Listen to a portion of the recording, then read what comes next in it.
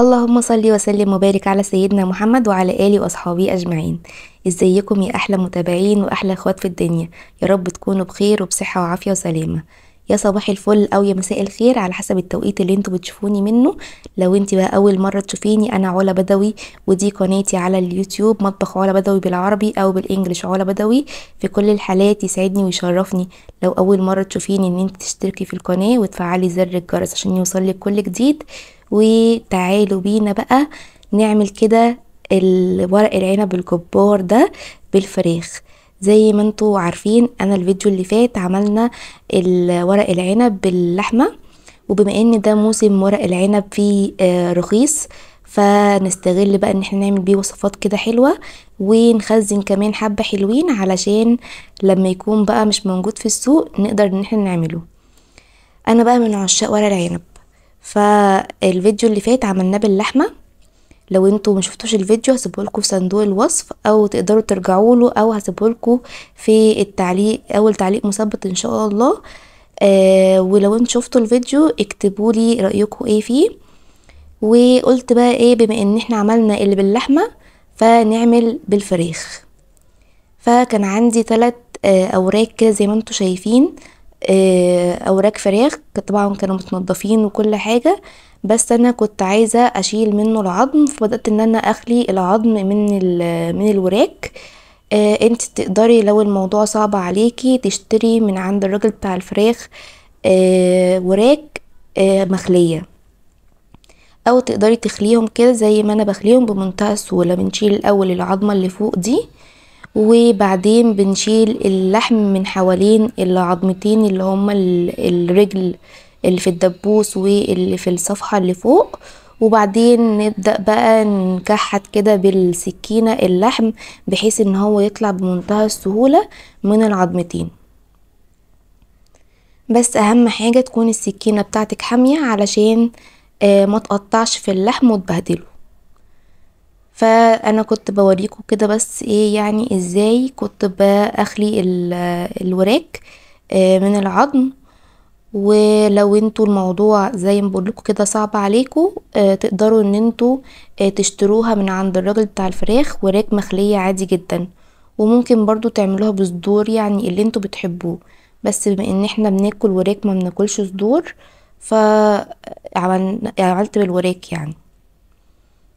زي ما انتوا شايفين كده العظمة كانت بتطلع معايا بمنتهى السهولة. كملت بقى اخلي بقية الاوراق بنفس الطريقة كده.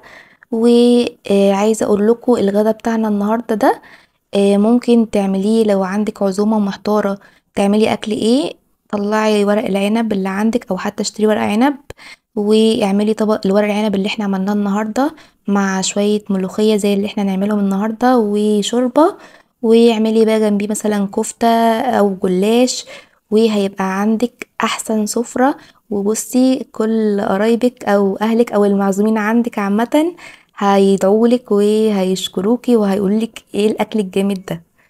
فلو اول مرة تشوفيني بقى كملي معايا الفيديو لحد الاخر، ولو ما اشتركتيش في القناة هزعل منك، او اشتركي في القناة وفعلي زر الجرس علشان يوصلك بعد كده اي حاجة هنزلها، وتنضمي لعيلتنا الصغيرة وعيلتنا تكبر بيكي ان شاء الله. بصوا بعد ما خلصنا بقى كمية الفراخ خلاص اللي عندنا خليناها، هسيبهم بقى على جنب، واجيب بقى بولة كده كبيرة او طبق بعد ما اكون غسلت ايديا بقى مكان الفراخ.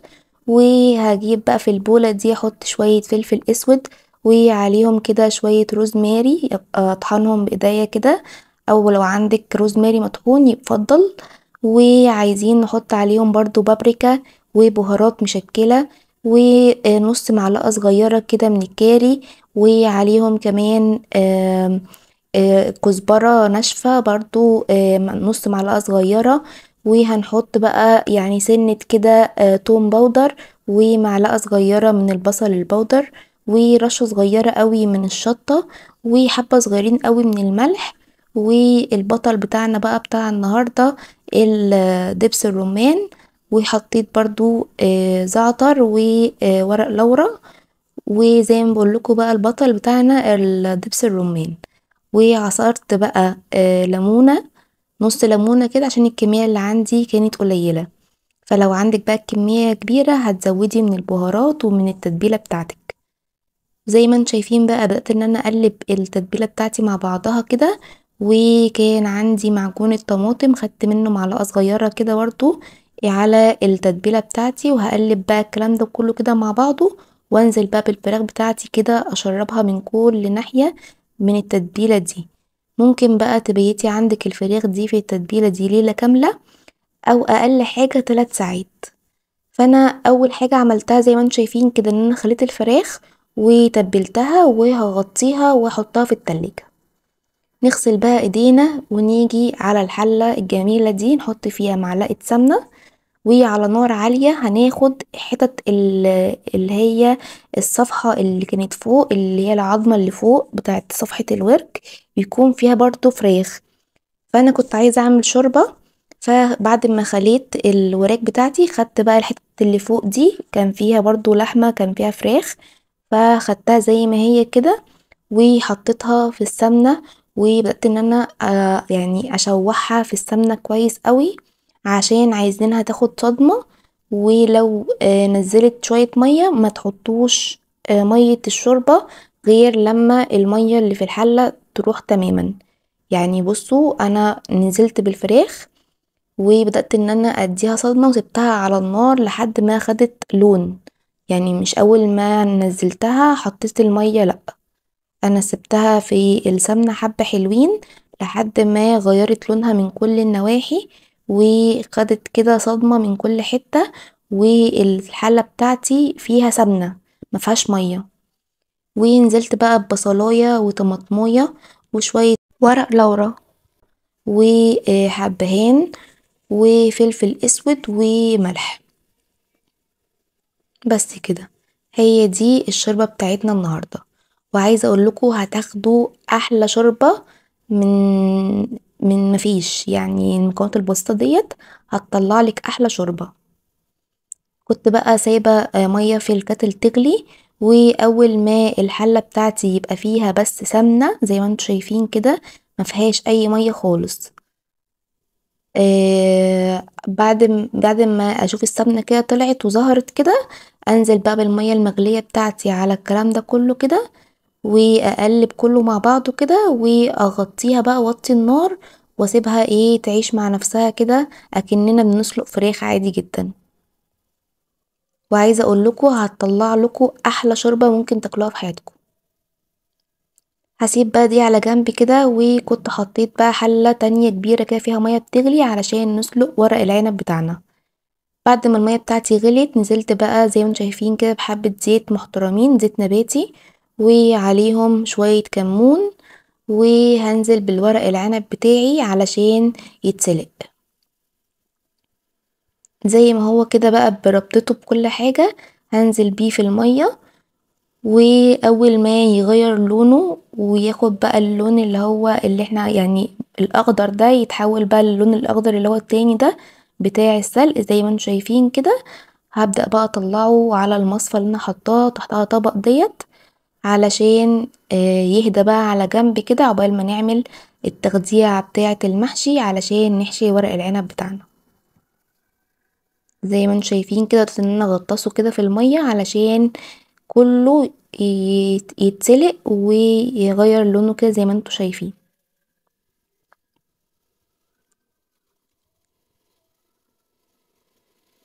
لو لسه بقى مكمله معايا لحد هنا ادخلي كده اعملي لك كوبايه شاي واستمتعي معايا كده بالاكله الجميله دي.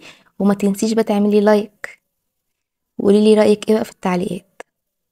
بصوا بقى ورق العنب بتاعي اول ما غير لونه كده وخد اللون الحلو ده، هطلعه بقى من الميه كده على المصفى بتاعتي واسيبه بقى على جنب كده علشان يهدى كده من السخونيه عقبال ما نعمل التغذيه بتاعه المحشي او خلطه المحشي.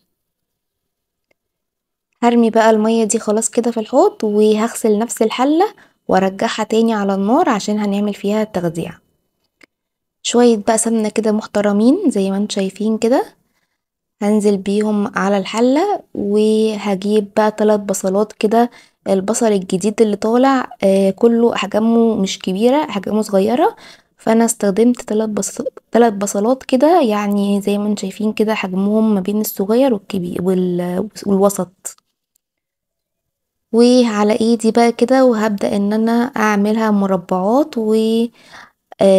اخرطها بقى زي ما انتم شايفين كده، تخريط ناعم خالص، عشان البصل بتاعنا ما يبانش ما بين الرز والتغذية يعني. لو عندك بقى كبة او يعني مضرب او كده، ممكن تضربيه في الكبة او في الكيتشن ماشين لو هتعملي كمية كبيرة.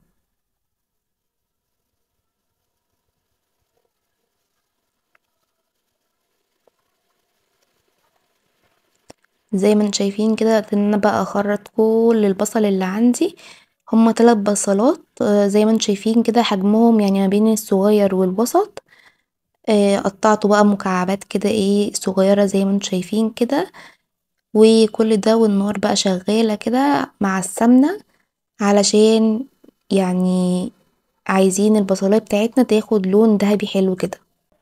عايزة اقول لكم طبق الورق العنب ده عظمة عظمة. بصوا بقى، كان عندي يعني كيلو الا ربع تقريبا من الطماطم. غسلت بقى الطماطم بتاعتي بعد ما سبت بقى البصل ياخد كده لون ذهبي زي ما قلنا على النار مع السمنة.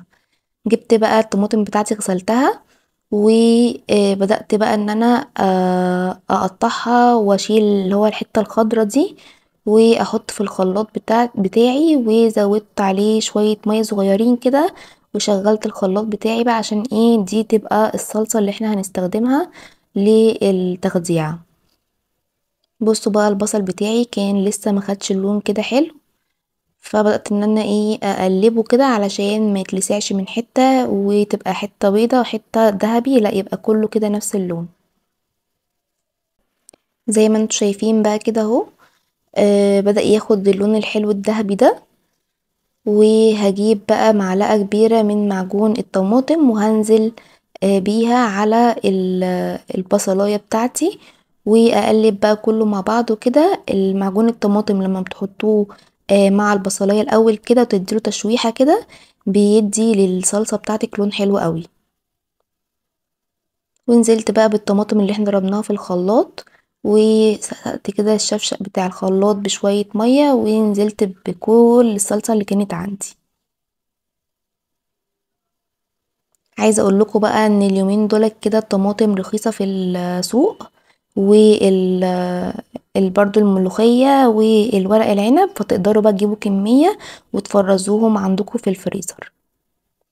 جبت بقى الهريسة اللي هي الشطة اللي ماما كانت مدياني، وحطيت منها كده معلقة صغيرة على الصلصة، وسبت بقى كل ده كده يتسبك مع بعضه. اول ما الصلصة بتاعتي اتسبكت زي ما انتم شايفين كده، نزلت عليها بقى بملح وفلفل اسود وكمون وبابريكا وكزبرة ناشفة وكمان شوية بهارات، وقلبت بقى الكلام ده كده كله مع بعضه.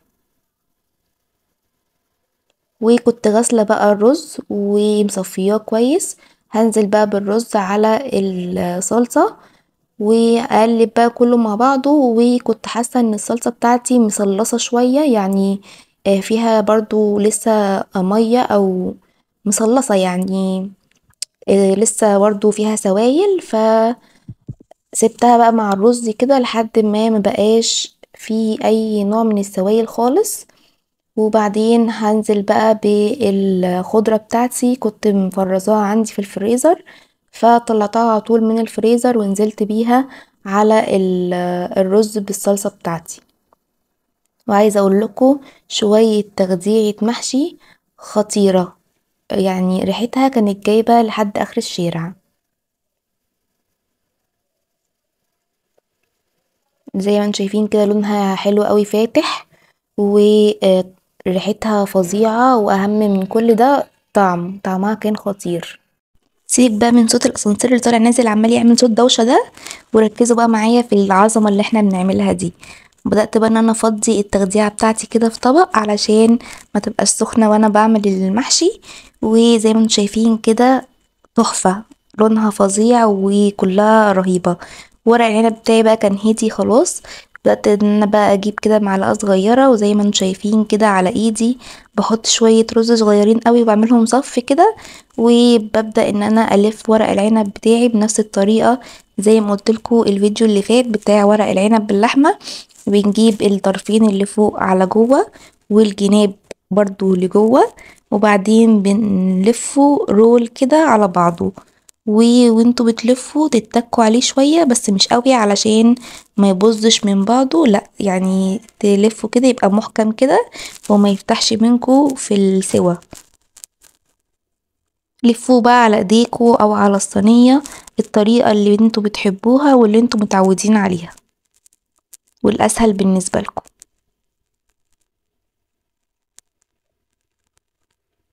بصوا نفس الطريقة اهي، عملت لكم كده كام واحدة قدامكم علشان خاطر لو حبايبي في لسه يعني جداد ان هم يدخلوا المطبخ لسه متجوزين او كده وموضوع عليهم صعب، لا ما تصعبيش على نفسك حاجة وتقدري تعملي كل حاجة وانتي قد اي حاجة. تجرأي كده وادخلي المطبخ، والمطبخ ده مطبخ ست، يعني بصي ان شاء الله تهديه فوق دماغهم كلهم عادي ولا يهمك، ده مملكتك انتي.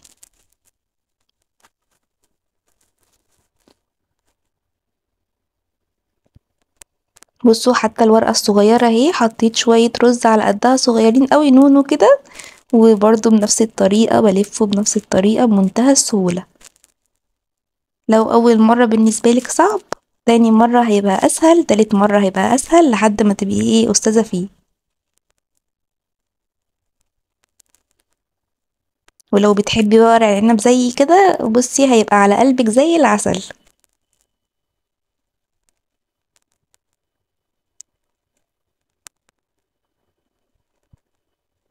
بصوا هو برضو بوريكوا ازاي نعمله على الصينية. فردت الورقة على الصينية وبدأت ان انا احط الرز صف كده زي ما انتوا شايفين، وبقلب اللي هما اللي فوق دوت لجوه والجناب لجوه، والفه رول كده على الصينية بمنتهى السهولة. فالطريقة اللي انتي تحبيها واللي انتي بالنسبة لك افضل اعمليها، وما تصعبيش على نفسك حاجة خالص. طبعا بقى يعني انتوا لو هتعملوا كمية كبيرة او هتعملي حتى كمية صغيرة قدام بقى التلفزيون وعيشي حياتك، شغلي شوية قرآن ولا حتى شغلي المسلسل بتاعك المفضل، واقعدي بقى كده شغليلك فيلم حلو واقعدي بقى على مهلك كده احشي وايه وروقي على حالك بمزاج كده. لكن طبعا انا عشان بصور لكم فكنت واقفة على رجلي بوريكم الطريقة بس يعني وريتكم كده حبة صغيرين، بس بعد كده ما قدرتش بصراحة، قعدت بقى فرشت بقى وايه وعشت حياتي.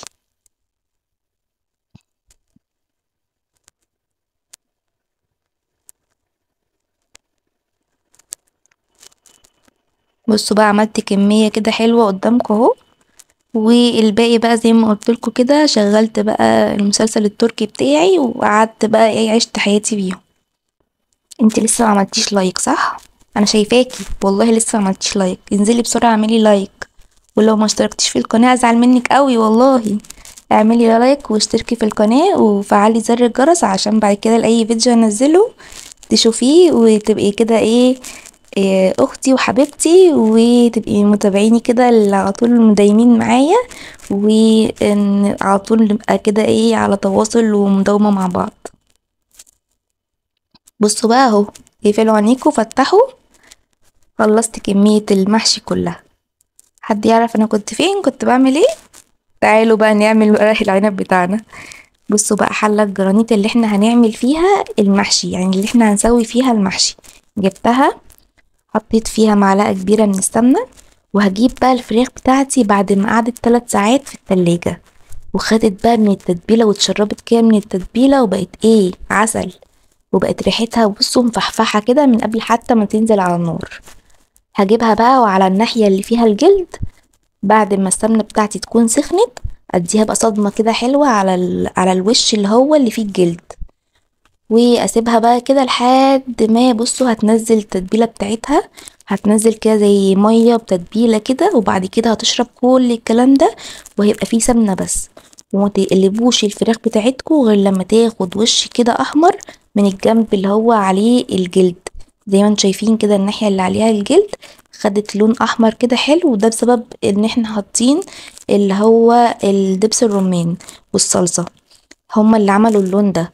اوعوا تفتكروا دي حروقه، دي مش حروقه. بصوا بقى، ما خدت كده وش على الجنبين طلعتها بقى في طبق ونزلت عليها بالسوائل بتاعتها دي، السمنه بتاعتها دي. وهجيب بقى بصلايه اقطعها طرنشات وهحطها كده ايه في القعر بتاع الصينيه كده زي ما انتوا الحله زي ما انتوا شايفين كده. وهجيب برضو جزر اقطعه طرنشات وهحط الفراخ بتاعتي برضو على الناحيه اللي فيها الجلد، وانزل برضو بالسمنة بتاعتها كده، واحط بقى الجزر ما بين الفراخ علشان يبقى عندي قاع الحلة بتاعي يبقى مستوي. لما نيجي نحط بقى الورق العنب بتاعنا يبقى كله كده سوا واحد، ما يبقاش فيه حتة نازلة وحتة طالعة، يبقى كله نفس السوا. وارص بقى ورق العنب بتاعي زي ما احنا متفقين كده من الفيديو اللي قبل كده، رصة عباد الشمس اللي هي زي الوردة، كله كده بالطول من الحروف واللي جوه بالعرض. ونزلنا بقى كله مع بعضه كده علشان ما يفكش من بعضه في السوا، وكمان لما نيجي نقلبه يتقلب كده على بعضه قلب واحد. بصوا خلصنا الحلة كلها. هنجيب بقى طبق او اي تقيل عندكم كده يستحمل الحرارة ونحطه على وش ورق العنب، ونحط بقى الشوربة بتاعتنا الجبارة كده. بس الاول دوقوا الملح بتاعها يكون مظبوط، ونحط بقى نسقي المحشي بتاعنا لحد ما يوصل الصف اللي قبل الاخير. واول ما الشوربه بتاعتنا تغلي كده زي ما انتم شايفين هنوطي بقى النار ونسيبه يستوي على نار هاديه خالص. نعمل بقى شويه شوربه لسان عصفور كده حلوين. هنجيب بقى لسان العصفور بتاعنا وهنحطه على النار من غير اي مادة دهنية خالص، ونسيبه على النار مع التقليب بقى المستمر لحد ما ياخد لون ذهبي كده حلو. واول ما ياخد اللون الذهبي الجميل ده ننزل بقى بالشوربة بتاعتنا. بصوا الشوربة يا خراب يا ولاد جميلة. حطينا بقى ظبطنا الملح بتاع الشوربة وحطينا شوية كزبرة ناشفة وسيبنا بقى ايه الشوربة بتاعتنا كده تغلي. ليكوا بقى حل من الاتنين، يا اما ان انتوا تسيبوها على النار تغلي وتستوي اكننا بنعمل مكرونه بالظبط، يا اما تاخد غلوه كده على النار وبعدين تقفلي بقى تغطي الحله بتاعتك وتسيبيها على جنب من غير نار ومن غير اي حاجه خالص. هتلاقوا لسان عصفور استوت وما بقتش بايشه، بقت كده طعمها حلو وسواها مظبوط. شويه بقى ملوخيه بلدي بقى كنت جايباهم مع الورق العنب وكنت مقطفاها وغسلاها وسايباها بقى تنشف وتتصفى كده على جنب، وبدأت بقى ان انا اخرطها كده زي ما انتم شايفين على البلانشة بتاعتي بالمخرطة. وجبت بقى الملوخية بتاعتي بعد ما اتخرطت، انا كنت جايبة نص كيلو، فطبعا احنا اصلا 3 افراد منهم حمودي، فيعني مش هنستخدم النص كيلو ابدا في اكلة، واحنا من النوع اللي مش بنحب الملوخية تبات، يعني اخرها يوم وخلاص مش هتبات اكتر من كده. فزي ما انتم شايفين كده جبت حلة، الحلة دي اللي كان فيها الشوربة صفيت الشوربة بتاعتي في حاجة تانية، وخدت حبة صغيرين قوي من الشوربة وحطيت عليهم مكعب مرقة زي ما انتم شايفين كده، وبدأت ان انا ادوب المكعب بتاعي في الشوربة وهسيبها لحد ما تغلي. هبصوا حبة صغيرين قد ايه، هقول لكم ليه دلوقتي. هنزل بقى بالملوخية بتاعتي كلها وبمضرب البيض بتاعي او المضرب اليدوي بتاعي، وهفك الملوخية بتاعتي كلها في شوية الشوربة الصغيرين دول.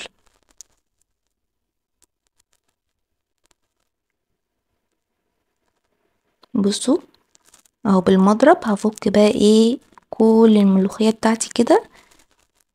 وطبعا عشان الشوربة بتاعتي كانت بتغلي فهي كده اول ما فكت كده خلاص بقى هاخد منها على قد ما احنا هنستخدم النهاردة، والباقي هشيله على جنب، واول ما يبرد هحطه في كيس تلاجة وادخلهم في الفريزر. اي يوم عايزين ناكل فيه ملوخية اطلعهم احطهم في شوية شوربة واعمل لهم التقلية بتاعتها وناكلهم مع اي اكلة تانية. بصوا اهو خدت منهم تقريبا نصهم على جنب كده زي ما انتوا شايفين. واللي احنا هناكله النهارده هنستخدمه النهارده سبته بقى، زودته شوربة زي ما انتوا شايفين كده، وهسيبها تاخد غلوة كده على النار.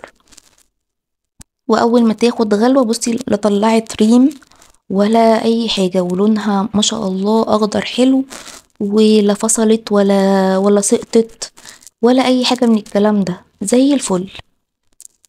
يدوبك بس غلوة كده على النار. وهجيب بقى الطاسة بتاعتنا الصغيرة دي، احط فيها معلقة سمنة كبيرة ومعلقتين توم او معلقة توم كبيرة مهروسة كده زي ما انتوا شايفين، وشوية ملح وشوية كزبرة ناشفين. وهسيب بقى ايه التوم بتاعنا ده اقلبه كده على النار لحد ما ياخد بقى اللون الذهبي الجميل بتاع التقلية بتاعتنا. وهنا بقى مرحلة الايه سموا الله كده وشقي على ملوخيتك واديها التقليبة الحلوة، وناخد من الملوخية على الطاسة ومنها على الحلة، ويبقى عندك شوية ملوخية بقى ايه عظمة. وده كان شكل اكلنا النهاردة. نغرف بقى الاكل. وهنا بقى تشوفوا ايه لما انا بشغل دماغي الدنيا بتبوظ. اتعلم بقى من هنا ايه ان انا بعد كده مشغلش دماغي. بصوا بقى غرفت الملوخية وغرفت لسان عصفور، والورق العنب بتاعنا شلت من عليه الطبق وحطيتها على وشه كده شوية دبس رمان وعصرة ليمونة. وهنا بقى كان تشغيل الدماغ الغلط. بصوا يا لهوي يا لهوي عليكي يا علا وعلى دماغك. معرفش انا كان دماغي فين. جبت الطبق الكبير اللي عندي بتاع الطقم بتاعي وحبيت اقلب عليه الحلة، ونسيت بقى قصة ايه ان في شوربة اصلا لسه في الحلة. الشوربة كلها اللي كانت في الحلة نزلت على الرخامة وبهدلت الدنيا، والطبق كان سخن ومولع نار لا عارفة امسكه عشان اصفي بقية الشوربة اللي فيه، وكل ما امسكه يروح مدلدق من ناحية والم والم في اللي نزل. وبصوا كانت حالتي حالة. بس على مين جبت الحلة ومسكت الطبق بالمسكات بتاعتي وصفيت شوية الشوربة اللي كانوا موجودين اللي قدرت امسكه، وبقيته اهو زي ما هو زي ما انتم شايفين كده طبق ورق عنب عظمة وشوية ملوخية يجننوا وشوية شوربة فظاع. وقولولي بقى رأيكم ايه لو عجبكم الفيديو ومكملين معايا لحد هنا. تسلم ايديكم مقدما، وشكرا جدا ان انتم مكملين معايا الفيديو لحد هنا. ودمتم في حفظ الله وبسلام الله، وسلام عليكم يا احلى متابعين.